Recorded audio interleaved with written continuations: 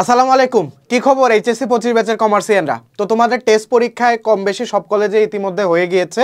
তো টেস্ট পরীক্ষায় আমাদের স্টুডেন্টদের প্রায় আমাকে ইনবক্সে নক দেয় যে ভাইয়া টেস্ট পরীক্ষা ভালো হয়নি, টেস্ট পরীক্ষা ভালো হয়নি, অনেক ভালো পড়ছি বাট টেস্ট পরীক্ষা ভালো হয়নি। তো টেস্ট পরীক্ষা ভালো না হওয়ার কিছু রিজন আছে। প্রথম রিজন যে কলেজের যে কোশ্চেনটা থাকে, হ্যাঁ, কলেজের যে কোশ্চেন থাকে এই কোশ্চেনটা নর্মালি হার্ড হয়। হ্যাঁ, বোর্ডে এত হার্ড কোশ্চেন থাকে না। দ্বিতীয় রিজন, তোমার প্রপার প্রিপারেশন ছিল না, এটা হচ্ছে তোমার সেকেন্ড রিজন। মূলত এই দুইটা রিজনের জন্যই আমাদের টেস্ট পরীক্ষা কম বেশি সবারই খারাপ হয়ে থাকে। আর আরেকটা রিজন হচ্ছে কলেজের যে মার্কিংটা হয়, মার্কিংটা নর্মালি ছাড় দিয়ে মার্কিংটা করা হয় না। হ্যাঁ, মার্কিংয়ের ক্ষেত্রে মোটামুটি হার্ড লাইনে থেকে মার্কিংটা করা হয়, এই জন্য তোমার মার্ক নর্মালি যেটা পাওয়ার কথা তার থেকে তুলনামূলক একটু কম পাও। এটা অ্যাকচুয়ালি ভালো একটা অভ্যাস। বা আমি তো নটরডেমে পড়তাম, নটরডেমে মোটামুটি এরকম হার্ডভাবে খাতা দেখতো বা হার্ড কোশ্চেন করতো। তো ওইটার জন্য হতো কি, আমাকে দেয়ালে পিঠ থেকে দেওয়ার মতো অবস্থা হয়েছিল টেস্ট পরীক্ষার পর। তো রেজাল্টের পর যখন দেখলাম যে আমার রেজাল্টের অবস্থা এরকম, তো আমার সাইকোলজিক্যালি কিন্তু আমার মেন্টালি ওরকম একটা সিচুয়েশন ক্রিয়েট হয়ে গেছিলো যে আল্লাহ আমার কী অবস্থা হবে এখন, টেস্ট পরীক্ষা তো আমার ভালো হয়নি। তো তখন কিন্তু আমি মোটামুটি মেন্টালি প্রিপারেশন নিচ্ছিলাম যে আগামী 2 মাস আমার কিভাবে প্রিপারেশন নিতে হবে বা আগামী 2 মাসে আমি কিভাবে কামব্যাক করব। তো এই জিনিসটা তোমাকে ভালো মতো মাথায় রাখতে হবে। তো চলো এখন দেখি যে A+ পেতে তোমার এখন করণীয় কি। টেস্ট পরীক্ষা যা গেছে তো গেছে, হ্যাঁ, পাস নিয়ে চিন্তা করে লাভ নাই। তো কেন খারাপ হয় এই রিজনগুলো তোমাদেরকে বললাম। হ্যাঁ, আর মোটামুটি কম বেশি সব কলেজে একটু হার্ড লাইনে খাতা দেখে সব কম বেশি সব কলেজে একটু কঠিন কোশ্চেন করার চেষ্টা করে। হ্যাঁ, বোর্ডে যে এই সিচুয়েশনটা তোমরা ফেস করবা না। তো টেস্ট পরীক্ষার পরে তোমার ফার্স্ট যে কাজটা, তোমার তো রিয়ালিটি চেক হয় রেজাল্টের মাধ্যমে, তাই না? রিয়ালিটি একটা চেক হয় যে তোমার কোথায় কি প্রবলেম, মানে অ্যাকাউন্টিংয়ে তুমি কত পাইছো, ফাইন্যান্সে কত পাইছো, ইংলিশে কত পাইছো। হ্যাঁ, তোমার একটা রিয়ালিটি চেক হয়। তো রিয়ালিটি চেক হওয়ার পরে সর্বপ্রথম যে কাজটা করা সেটা হচ্ছে শর্ট অ্যানালাইসিস করা। শর্ট অ্যানালাইসিস মানে কি, তোমার strength, weakness, opportunity, threat. Opportunity, threat এই দুইটা দরকার নাই, তুমি জাস্ট স্ট্রেংথ আর উইকনেস অ্যানালাইসিস করো।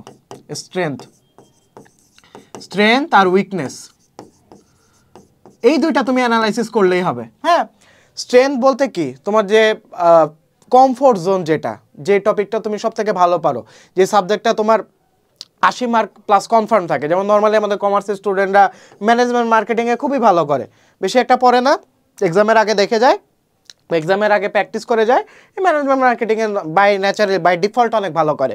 হ্যাঁ, তো তোমার স্ট্রেংথ কোনটা, উইকনেস কোনটা আইডেন্টিফাই করো। সব থেকে বেশি উইকনেস যে সাবজেক্টগুলোতে বা যে টপিকগুলোতে, ওটা আইডেন্টিফাই করো, ওটার র্যাঙ্কিং দাও। হ্যাঁ, র্যাঙ্কিং দিয়ে সাজায় ফেলো। তারপর হচ্ছে রিভাইজ অ্যান্ড লার্ন। এখন তোমাদের অনেকেরই সিলেবাস কিছু বাকি থাকতে পারে টেস্ট পরীক্ষার পরেও। দেখা গেছে যে ফার্স্ট ইয়ারে তুমি ফাঁকিবাজি করছো, ফার্স্ট ইয়ারে তুমি অ্যাকাউন্টিংয়ের বা ফাইন্যান্সের 3 বা 4টা চ্যাপ্টার তুমি পড়োই নি তেমন, বা পড়লেও ওইভাবে তুমি গুরুত্ব দিয়ে তুমি প্র্যাকটিস করোনি বা তোমার শেখার মতো শেখোনি। তো এক্ষেত্রে তোমার কি করা উচিত, টেস্ট পরীক্ষার পরে নর্মালি তোমার কি করতে হবে, রিভাইজ দিতে হবে। কি দিতে হবে? রিভাইজ দিতে হবে। রিভাইজ কোনটা দিবা, তোমার স্ট্রেংথ যে চ্যাপ্টারগুলা বা তোমার কমফোর্ট জোন যে চ্যাপ্টারগুলো, ওইগুলোকে রিভাইজ দিবা, কারণ এইগুলা থেকে তোমার মার্ক উঠতে হবে, এখান থেকে তোমার শিওর শর্ট মার্ক উঠবে। তারপর হচ্ছে লার্ন, অর্থাৎ তোমার উইকনেস যে সাবজেক্টগুলো আছে ওই উইকনেস থেকে তোমাকে শিখতে হবে। বোঝা গেছে?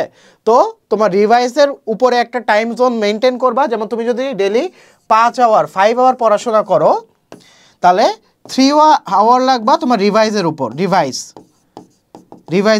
আর 2 আওয়ার রাখবা তোমার হচ্ছে লার্নের উপর, রিভাইজ অ্যান্ড লার্ন। বোঝা গেছে? আচ্ছা, তো এইভাবে তুমি সাজাবা তোমার টাইম লাইনটা, যে আগামী 2 মাস আমার অ্যাকাউন্টিংয়ে দুর্বলতা আছে, ফাইন্যান্সের দুর্বলতা আছে, এটা নিয়ে কিছুক্ষণ পরে আমি কথা বলবো। তারপর হচ্ছে কন্ট্রোল সোশ্যাল মিডিয়া। অনেকে বলে সোশ্যাল মিডিয়া অ্যাভয়েড করো, আসলে অ্যাভয়েড করার দরকার নাই। তোমার মানে এই যুগে এসে জেনজি, তোমরা এই যুগে এসে actually totally social media avoid করা আদৌ পসিবল না। তো কি করতে হবে, তোমাকে কন্ট্রোল করতে হবে। তো কিভাবে তুমি কন্ট্রোল করবা? ফেসবুকে ফার্স্ট অফ অল ফেসবুকে ফিডে যে আননেসেসারি যে তোমার নোটিফিকেশনগুলো আছে সি লেস নামক একটা অপশন আছে, সি লেস, হ্যাঁ, ওই অপশনে ক্লিক করলেই দেখবা যে তোমার যেগুলো রিলেভেন্ট না, জাস্ট পড়াশোনা রিলেটেড যেই তোমার পেজগুলো আছে বা যে সাইটগুলো আছে ওই সাইটগুলোতে তোমরা ফলো দিয়ে রাখবা বা নোটিফিকেশন বাটন অন করে রাখবা, তাহলে দেখা যাবে যে পড়াশোনা রিলেটেড জিনিসগুলোই তোমার সামনে বেশি বেশি করে আসতেছে। ইউটিউবেও সেম। তো আমার সাজেশন থাকবে তুমি বেশি ইউটিউবে সময় দাও ফেসবুকের থেকে, কারণ ফেসবুকে একবার স্ক্রলিং লুপে চলে গেলে ওটার আর কোনো শেষ নাই, কিন্তু ইউটিউবে এই জিনিসটা একটু তুলনামূলক কম থাকে। তাই ইউটিউবে বেশি সময় দাও, ফেসবুকে কম দাও। হ্যাঁ, সোশ্যাল মিডিয়ার চালানোর জন্য একটা নির্দিষ্ট টাইম মেনটেন করো বা নির্দিষ্ট টাইম ফিক্স করো যে আমার পড়াশোনা শেষে আমি রাত 11টা থেকে 12টা পর্যন্ত বা রাত 11টা থেকে 11:30 পর্যন্ত আমি সোশ্যাল মিডিয়া চালাবো। ঠিক আছে, এটা হচ্ছে তোমার একটা রেওয়ার্ড সিস্টেম হিসেবে তুমি মেনটেন করতে পারো যে ঠিক আছে আমি এতক্ষণ পড়াশোনা করছি, এখন একটু সোশ্যাল মিডিয়া চালাবো, এতে তোমার মাইন্ড একটু রিফ্রেশ হবে। বোঝা গেছে?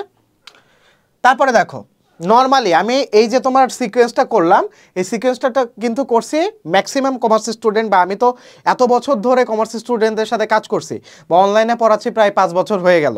তাই 5 বছর দেখছি ম্যাক্সিমাম স্টুডেন্টরা কিন্তু জেনারেল সাবজেক্টের মধ্যে ইংলিশ আর আইসিটিতে উইক থাকে। কমার্সের স্টুডেন্টরা এই দুটা সাবজেক্টে সব থেকে বেশি উইক থাকে। হ্যাঁ, তো ইংলিশের ক্ষেত্রে তুমি গ্রামারে বেশি ফোকাস দাও, এগুলো হচ্ছে তোমার শিওর শর্ট মার্ক তুলতে সহায়তা করবে। তোমার যদি গ্রামার ভালো থাকে, তুমি যদি গ্রামার 60-এর মধ্যে তুমি 50 পাও, তাহলে পরবর্তীতে রিটেনে 40-এ তোমার টিচার অটো মার্ক ভালো হবে, তোমার একটা পজিটিভ ইমপ্রেশন পড়বে, পজিটিভ ইমপ্রেশনই পরবর্তী রিটেন পাঠে তোমাকে ভালো মার্ক আনতে হেল্প করবে। বোঝা গেছে? তারপরে আইসিটি সব চ্যাপ্টার পড়া দরকার নাই। নর্মালি কমার্সের স্টুডেন্টরা একটু উইক থাকে আইসিটিতে, তো সব টপিক বা সব চ্যাপ্টার পড়ার দরকার নাই। যেমন আমি প্রোগ্রামিং যে চ্যাপ্টারটা ওটা টোটালি বাদ দিছিলাম, তার মানে এই মিস ইনফরমেশন নিয়ে যেও না আজকের ভিডিও থেকে যে ওই চ্যাপ্টারটা আমি পড়িনি। অবশ্যই পড়ছি, ওই চ্যাপ্টারের থেকে কি কি এমসিকিউ আসতে পারে বা ওই চ্যাপ্টার থেকে যদি আমার অ্যান্সার করতে হয় তাহলে বেসিক সিকিউগুলো কোনগুলা, অর্থাৎ আমার ডিফেন্সের জন্য যা যা দরকার অতটুকু পড়ছি, বাট ওটা থেকে অ্যান্সার করার মতো আমি প্রিপারেশন নিইনি। বোঝা গেছে?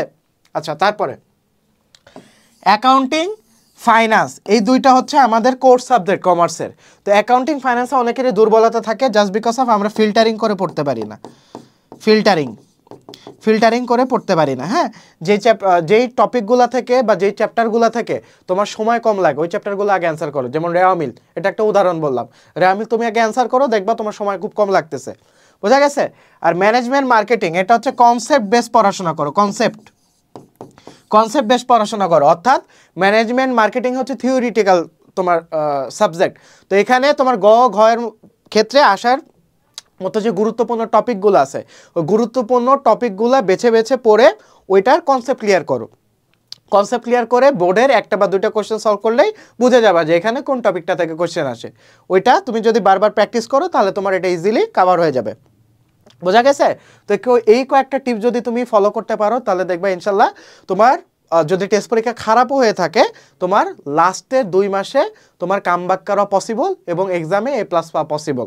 ওকে, তো তোমার যদি এইচএসসি 25 ব্যাচ তুমি যদি হয়ে থাকো এবং এই রিলেটেড যদি তোমার কোনো গাইডলাইন দরকার হয়ে থাকে এবং তুমি যদি আমার থেকে পার্সোনালি গাইডলাইন নিতে চাও তাহলে আমাদের কিন্তু মেন্টরশিপ প্রোগ্রাম চালু করা আছে।